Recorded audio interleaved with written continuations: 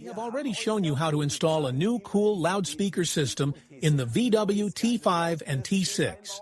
And in all the vehicles we've had so far, the cable was already in all of them.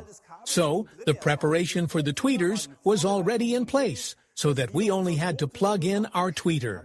But of course there are also T5s and T6, mostly in vans or something like that, where no tweeter cable is prepared, because a tweeter has never been installed.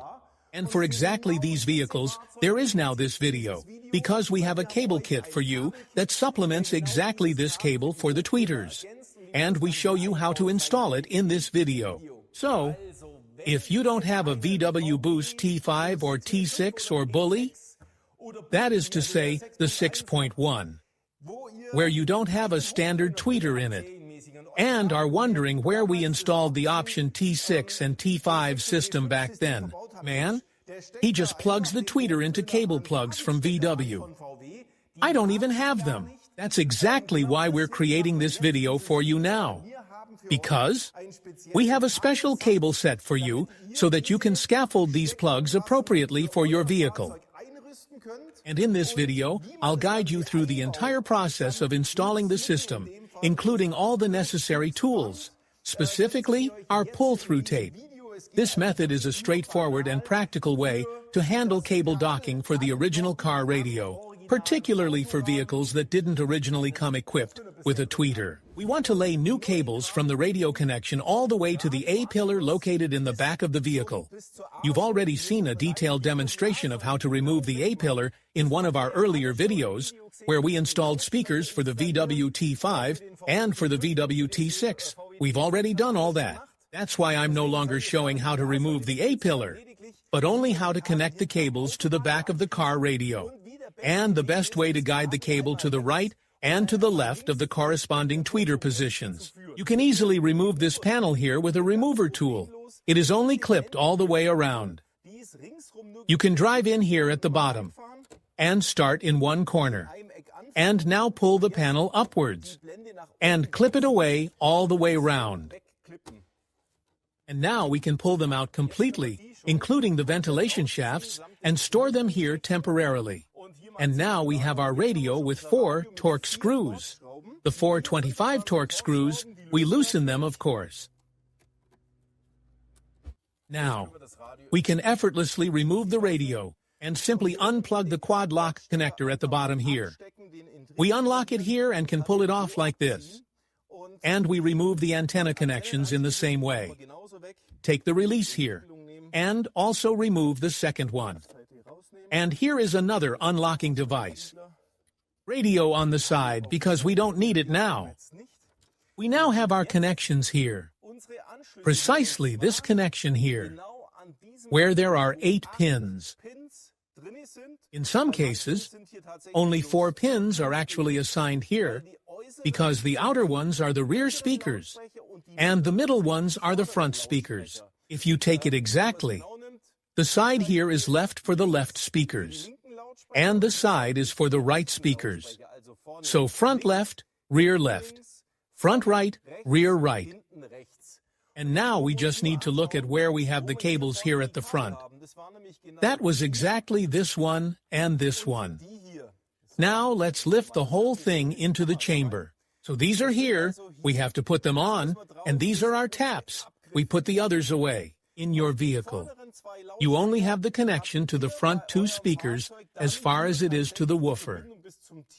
And you don't have the connection to the tweeter, because there was simply never one installed in your vehicle. And this is exactly where we are going in parallel with our circuit distributors, which we also offer in this set. The only thing you need now is a pair of combination pliers, and we'll place this circuit distributor. Of course, you could also solder if you can solder the cable, but many people don't have a soldering outfit at home, so we can go for it here. We put the cable into this metal clip and then press it closed with the combination pliers. And then, our circuit distributor merges itself into the cable.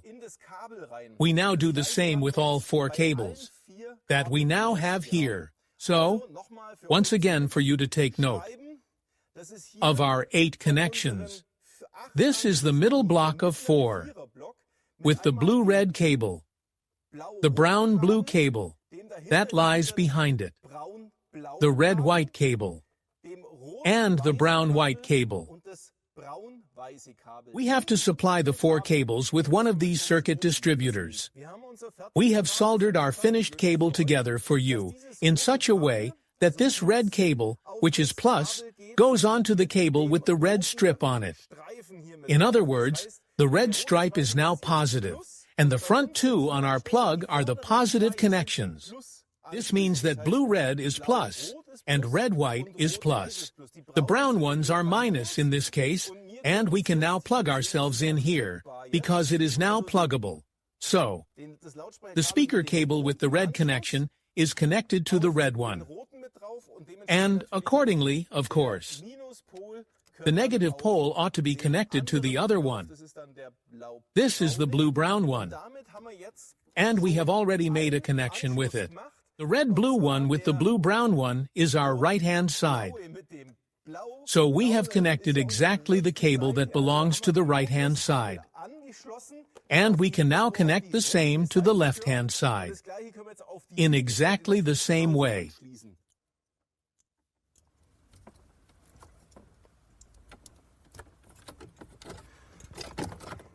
Now our yellow pull-through tape comes into play. We now have to somehow pull this speaker cable through the back here and bring it to this side, to the point where we can then connect our cable to the tweeter. To make this process easier and more accessible, we need to remove this panel here. It is only clipped, and we can put them on the side. We can leave them hanging like this. And now, we can drive straight through the hole with our yellow pull-through belt. We are practically underneath the glove compartment. And can now, here it is. So, great. We can pull this cable through to the radio slot. And now we'll attach it and pull it back again with our yellow pull-through cable. And then we've already finished the right-hand side. And now, we can give the whole thing a little help here. Here. So, there it is. There it is.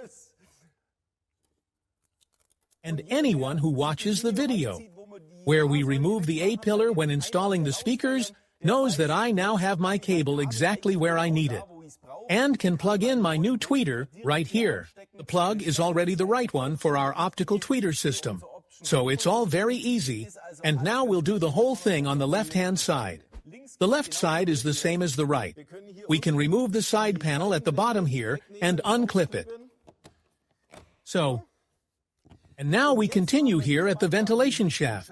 We can drive in here and also unclip, just the same way as the radio frame, which can be removed.